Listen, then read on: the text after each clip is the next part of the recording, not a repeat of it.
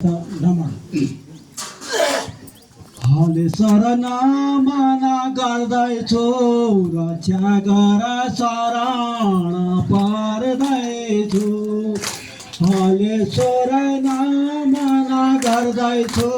रक्षा गर शरण पर्दैछु सुन्नु होला बाबा आमा सुन्नु दाजु भाइ उद्गारीका केही कुरा सुनाउनलाई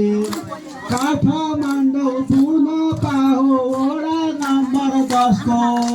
काठमाडौँ पुनः पाहो वडा नम्बर 10 को बुढ्यौलीमा खुसी भर्ने व्याख्या गर्छु जस्तो बुढ्यौलीमा खुसी भर्ने व्याख्या गर्छु जसको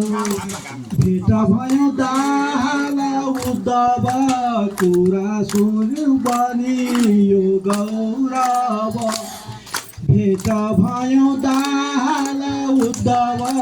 सुन्यौ कुरा बनियो गौरव वैशाखको 19 बुधबारको दिन ज्येष्ठ नागरिक सभाको आशीर्वाद लिन भन्नुभयो आकाङ्क्षाका कुरा फुकाएर बुढ्यौलीका मनको दैलो उगारेर